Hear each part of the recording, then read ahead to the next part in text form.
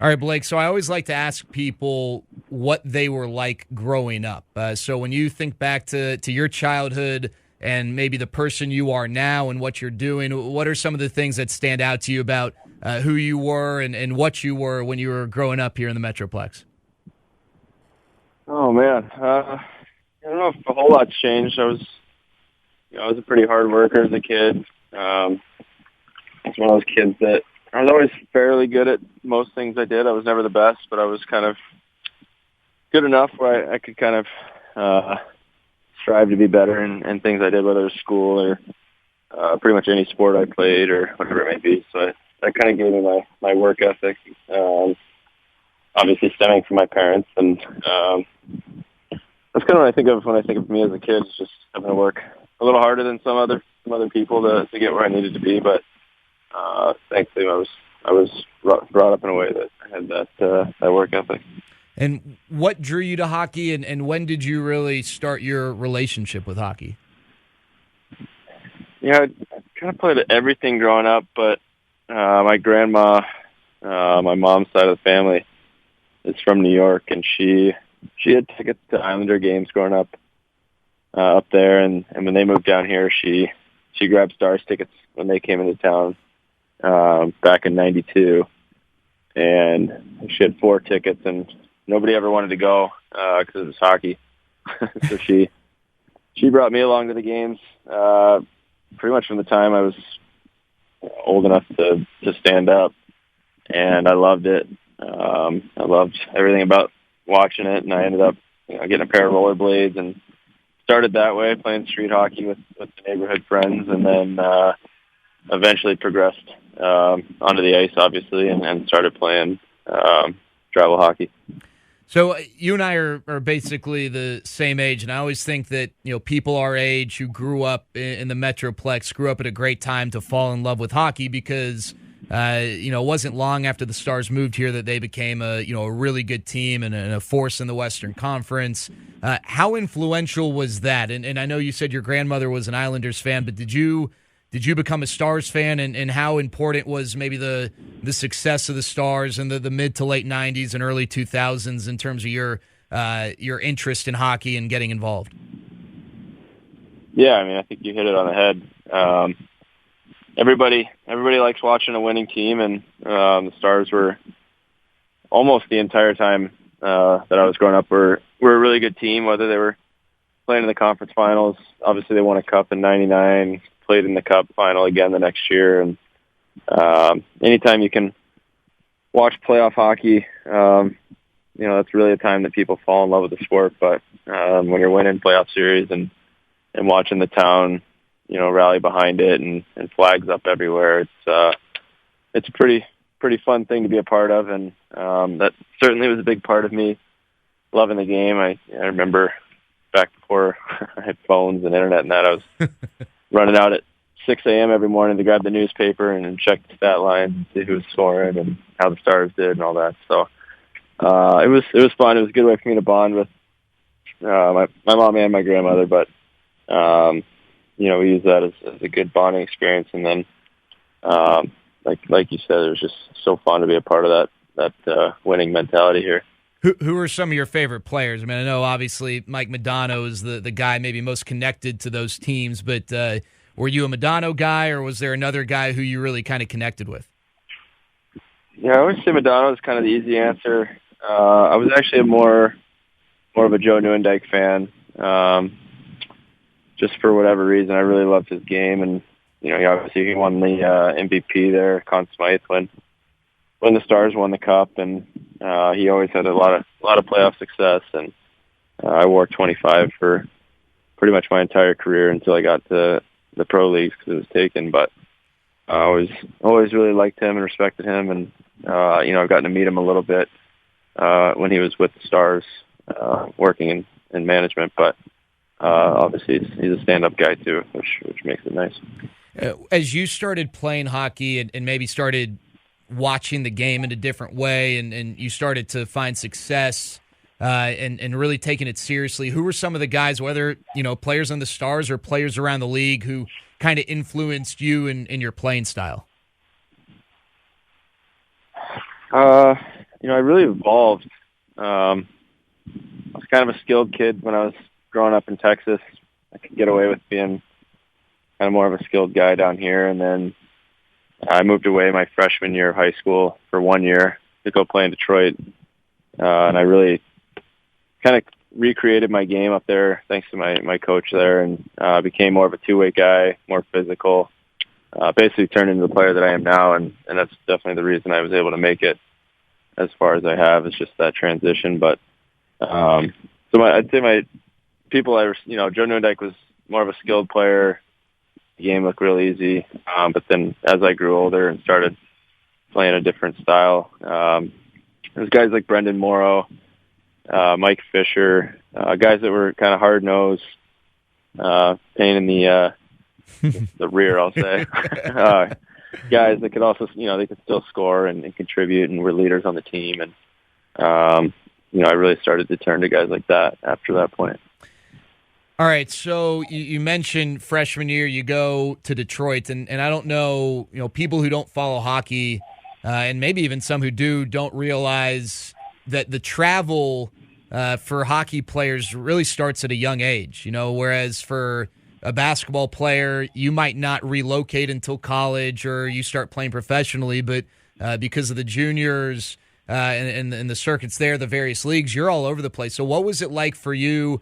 I believe you lived in a few different places just for hockey purposes in high school. What was that like in doing it at that age, and how important of a learning experience or experiences were those periods of time when you were away from DFW and in a different place, different environment, having to prove yourself on the ice?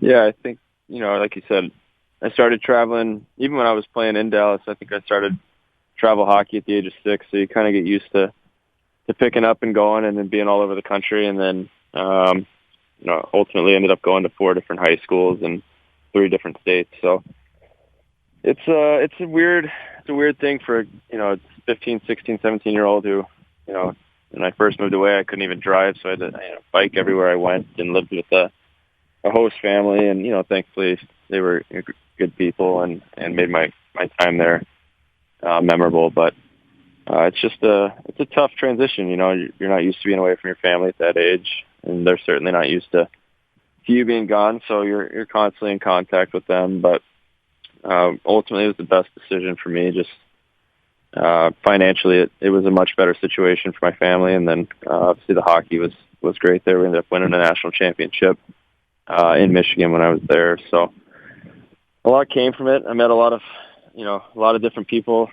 I still keep up with a handful of kids from each of the 4 high schools I went to. So it's cool to have friends and connections all over the country. And when I'm in those states playing, they'll reach out or I'll reach out and we'll go grab dinner or bring them to a game and bring them down after, whatever it is. It creates a bond in a lot of different places, and it's fun to have those connections. But, at the end of the day, it's more about you have to learn to be the new guy year in and year out. And it certainly helped me with my pro career, going through a recent trade. And even when I was first called up to the league, you're around a ton of new faces and then guys that you're not familiar with. And you're pretty comfortable with those situations by the time you get there. So it's a different lifestyle, but I really, really enjoyed it. Now, I used to do some work in the OHL, and I know there's some interesting cities in that league, and in a lot of these leagues, you go to some wacky places. What was the most interesting place your hockey travels took you when you were in high school at some of these various leagues and random parts of the country? So I was drafted into the United States Hockey League, to the Tri-City Storm, which at the time had no meaning to me. I didn't know what that meant, where it was. I wound up being in Kearney, Nebraska, which is maybe 30,000 strong. Small town, really nice people, just very different from what I grew up in Dallas and what I was used to. But it was my senior year, actually. I ended up graduating a Kearney Bearcat. Which is Go Cats. I haven't been back for a reunion, but I did make some friends there, and And my college roommate actually played there with me, and he was best man at my wedding. So it ended up being, I ended up making a lot of good friends, but it was not somewhere I've been back to, but I've got a lot of good memories. All right, now you mentioned college, and you referenced the national championship when you were in Michigan. You also won a national championship, I think your first year, if I'm not mistaken, at Miami of Ohio. And, obviously that's the goal of, any team sport to win a championship. And as you get older, it seems like those championships maybe mean more. When you won at Miami of Ohio, what was that experience like? Because I always, feel like you just feel on top of the world for, I don't know if it's 24 hours or 48 hours or, 4 months. I don't know. But what was that experience and feeling like for you? Yeah, it was my sophomore year. We won the CCHA regular season title, and then my senior year we actually won the NCHC championship title, and that was kind of the big one for me. And it's crazy. It's what you work for. I mean, college hockey's a different animal than the pros. You're only playing 30 games a year, so every game feels like it's the last one, and you're getting everything you got. It's just a much crazier pace, and so winning those leagues it's hard because you only get one crack at it. It's not a series usually. So we won it that year, and it was my last game was actually the championship game, which not many guys get to go out of their careers with a win, but we celebrated pretty hard as a team. And, obviously winning in college is a different animal. You get back and everyone's on campus. Hockey's a big deal there in Oxford, Ohio. So we enjoyed it for a while, but it's just one of those things that putting in all that work all year, but it's all the stuff that people don't see, the 5 a.m. rope runs and all the crazy things you do all spring leading up to the season that ultimately you think back on when you win those things and give credit to.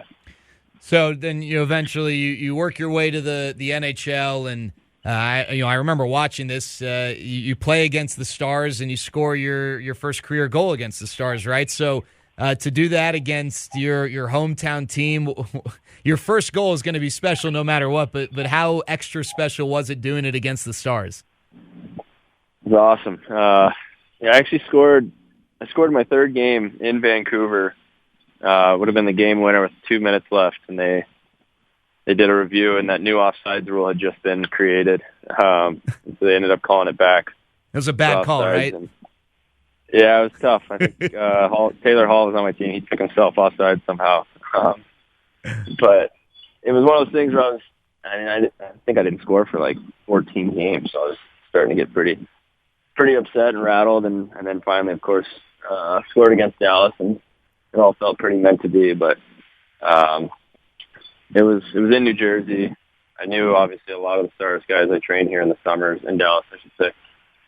So I knew a lot of the guys. I knew the strength coach, the staff, and that. So pretty cool to get reward or congratulated by all those guys, even on the ice right after it happened, and have them be there for that, and all my friends, family back home watching on TV. So it was a big moment. It actually ultimately led to me meeting my wife through that goal. Just a weird, twisted tale, but so it ended up having even more meaning that way. But it's definitely something that I'm happy and proud of, and something I'll never forget. Okay, so you can't leave that dangling carrot. So how did the goal lead to your wife, Jordan? So I had a couple buddies at the game. Me and Jordan grew up in the same neighborhood. Your families knew each other, right? Yeah. Families grew up in the same neighborhood. My sister was friends with Jordan. When we were really young, fifth grade, maybe the oldest, kind of. They were connected, and then really they moved out of the neighborhood, and I didn't see them or her for 20 years, I guess, something like that. And it was one of those things where we had a lot of the same friends, in the same friend group, but just never crossed paths for whatever reason it was. And anyway, two of those friends lived in New York and asked, to come to the game, and I got them some tickets. And after the goal, we went down the ice after the game and took a photo with the puck, and they posted it. And this is where this is where me and Jordan's stories start to differ, but she shot me what she called a friendly follow on Instagram and social media. I took that as, she was liking what she saw, and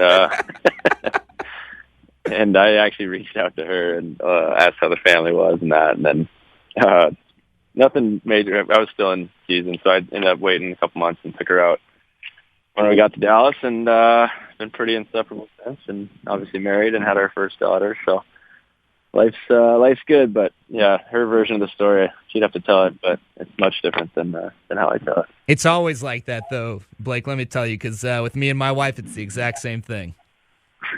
Yeah, I believe it. The stories I don't think we're ever right either. No, never. No, I don't have a kid yet, so I don't even know what it's like now that you have a kid. So you're gonna have to tell me all about that and how often you're wrong now that there's another person in the family, and we're gonna get to that in a second because that kind of involves your experience getting traded this year. But I just want to ask, like, I've always said, and I love all sports, and maybe soccer compares in some way, but like I don't know.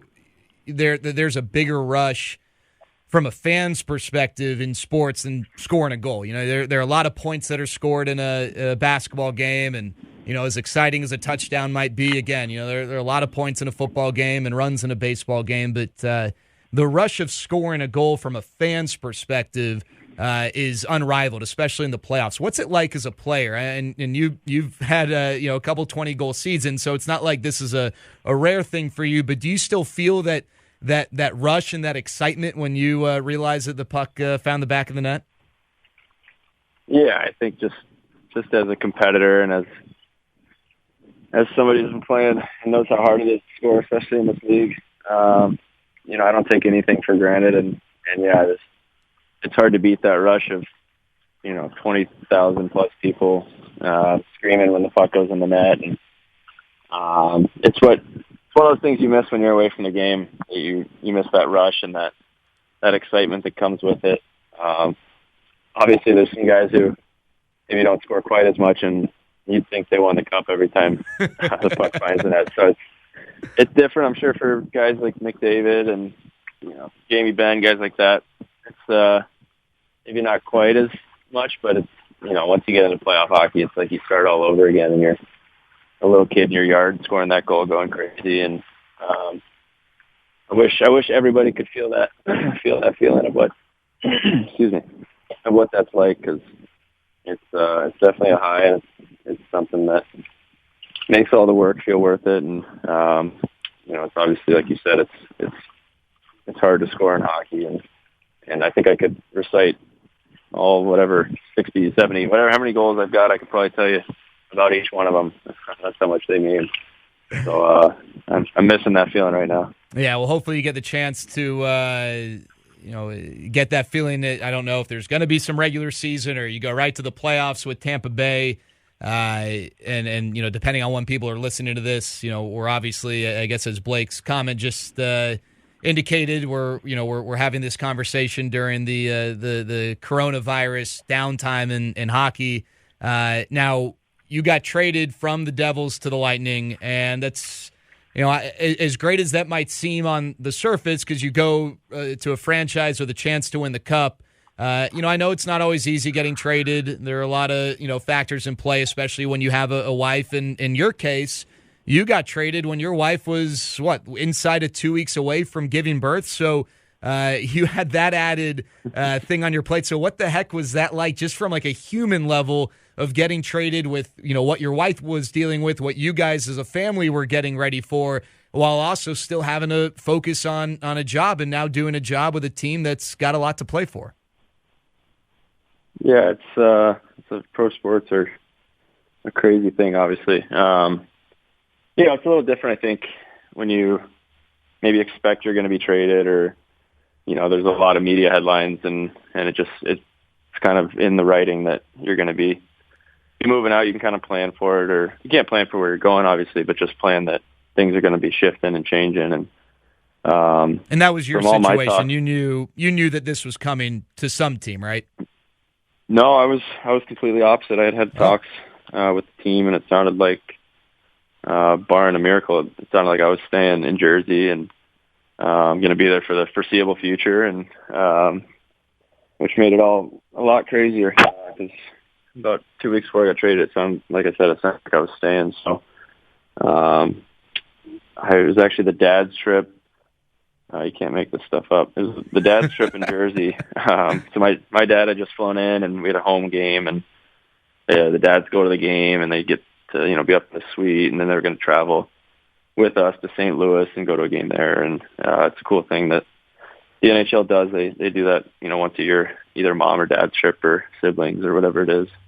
So he was there, and we walked into the rink for the home game, and the general manager was standing there waiting for me, and kind of gave me the come here with the finger wag, and I was like, all right. So I kind of walked over and knew something kind of strange was up, and he basically told me he's trading me, and he didn't know where to, so he'd be in touch and head back home. So I was like, okay. He told me I was going somewhere in the East to a contender. That's pretty much how he left it.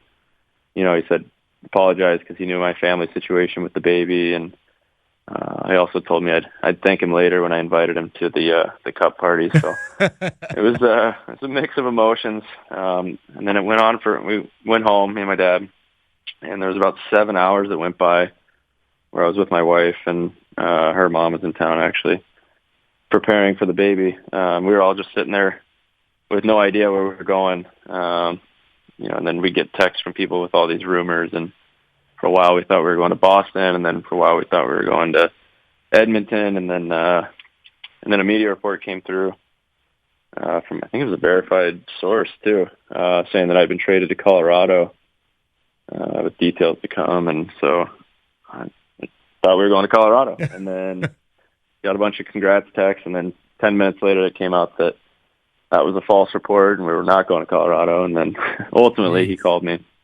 once the deal was done, told me we were being traded to Tampa. And that's kind of when we just kicked into overdrive and tried to figure out our next steps. And like you said, we're due to have our baby in 2 weeks, and there's not much you can do to get from Jersey to Tampa. So we got a plane as quickly as possible and got her down to Tampa. I had to meet the team in Vegas on a road trip. It was actually the team's rookie party, so I had to go out with the boys that night. So it was like, the whole thing was nuts, honestly. And, she got put up in the hotel with her mom, and which ended up being where we brought our little girl home to, was the Marriott in Tampa. So that'll always be a special place. Yeah, I'll never forget it. And they were actually, they were great. The staff had actually put out a bunch of baby stuff and made it special. But it's just one of those stories that when I tell my daughter in 20 years, I don't think she's going to believe me. But we're loving it. We're happy that we ended up in Tampa. There's a lot of worse places to be, and we're enjoying it there. But it's we're still not quite settled, and it's just part of this lifestyle. And like I said, I've been doing it since high school, been moving around and dealing with this stuff. So I'm doing okay, but life's a little different when you're caring for a baby, and you have a partner that you need to have be on board and be happy. And she was not used to this lifestyle, but she's handled it great. So thankfully I have a good support staff, and we're making it work.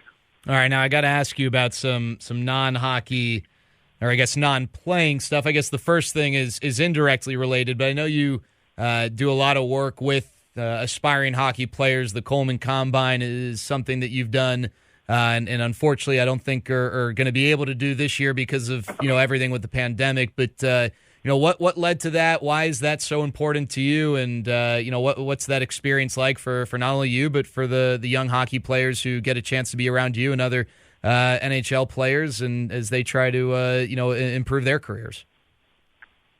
Yeah, I really wanted to start something on my own. Ultimately, my original goal was to start a camp here in Dallas for kids coming up through the system the way I did, and just kind of giving them, I guess I should give you the structure of the camp. It's a little different than most. Like typically a camp is where kids show up, and then there's coaches on the ice, and they kind of direct drills and run kids through stuff. We decided to completely shift from that. And I basically invite 3 to 4 NHL players a week to come down. And this is in like the heat of our training. So we go full gear, full training, and we do our training alongside with these kids. So we make sure, they're AAA kids and they're kids that can keep up, but kids that really want to get better and then see what our training's all about. And to my knowledge, there's nothing like it out there. So we wanted to do something different, and we've been doing that for a couple of years now. And it's been a lot of fun. It's hard for us. We push ourselves, and the kids get to see, what a couple of weeks looks like for us in midsummer training. So the goal is just to give kids a platform to see how pros train and to be around us and see how we eat and see. It's a full resident camp, so they eat meals with us, they do activities with us, they do the workouts or watch it depending on what it is, and they skate with us. So it's inclusive. There's nothing. I never had that opportunity growing up as a kid here. There's the occasional summer camp, but it was more just 500 kids on the ice just skating in circles and chasing around a ball or whatever.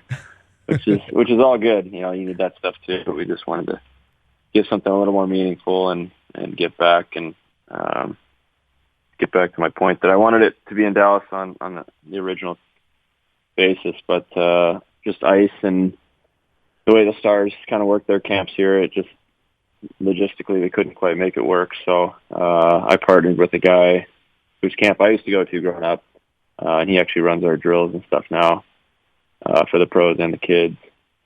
And he had a connection out in Massachusetts at a prep school, and we run it out of their campus. It's beautiful and has the cafeteria, has everything you need. So it's worked out great. In the future, I'd still like to get it down here to Dallas, where I'm from, and be able to make an impact here. But we're really enjoying sharing that experience with people right now.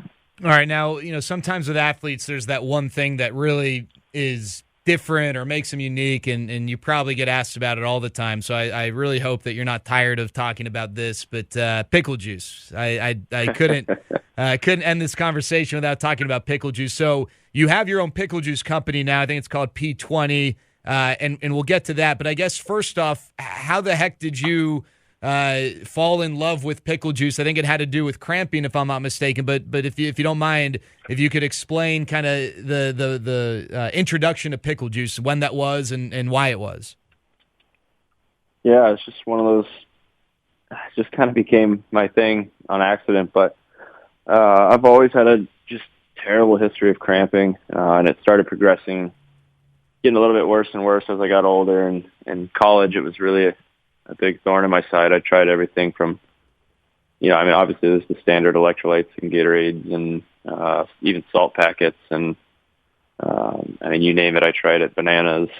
And nothing was working. I was getting to the point where, I wasn't even able to finish some games because my legs would just seize up. And so we ended up being on a trip in Colorado, and one of my teammates was eating pickles out of a jar, in the locker room before a game, and I kind of asked him what was up, and he was like, "Oh, it's I read something that this is good for cramps." And I was like, "All right, it's kind of weird." And then ultimately ended up just drinking the juice out of the jar because it was finished with the pickles. And first time in my career that I'd been in altitude and not cramped, so I was like, "That's either a really weird coincidence or this is working." And then I tried it the next night on the back-to-back and had no issues again. So that became my new drink of choice before games, and ended up, working completely for me. There's obviously a bunch of different camps, whether it's the sodium and electrolytes in it, or it's the taste, tricking your nerves into not sending the signal to cramp. There's a bunch of different camps on this, but I'm not really too into the research. I don't even care where it works as long as it does, and I've stayed with it, and it's worked ever since. And I had it under wraps for a while. It was kind of just my own little thing. And then 2017, I think, was opening night against Colorado. I started cramping there in the second period. Asked the trainers to go grab me the pickle jar. I used to just go to Whole Foods or Kroger or whatever and grab some pickles out of, a real jar of pickles before games and just drink out of it. And they brought it to the bench, and I took a penalty. So one of my teammates had to skated a full jar of 365 pickles across center ice over to me in the penalty box. And, of course, I caught a lot of people's attention when I started chugging juice out of the jar. And a couple photos went viral, and that became my name to the media and the fans. And then, it led to a bunch of people bringing me half-eaten pickle jars and their own homegrown pickles and all this stuff to sign or try or whatever it was. And eventually we were just like, all right, let's just run with this. And we created our own pickle juice, and my sister's a designer, and she designed the bottles and does all the work for that. But it's been a fun way to work with my family and kind of sharing the fun with them. But it also gives me a way to have bottles on the bench and keep my career going a little longer and a little more smoothly. So it's quirky and we have fun with it, but it serves a purpose too. And we've been able to create charitable foundations and things like that out of it too, which has been great. Now you go to Coleman20.com for more information on how you can get yourself some Blake's pickle juice recipe, so you can maybe enjoy the pickle juice or prevent the cramping, or I guess in a perfect world, a little bit of both. Blake, we really appreciate the time. Thanks so much, and continued success in your career. Yeah, I really appreciate you having me on.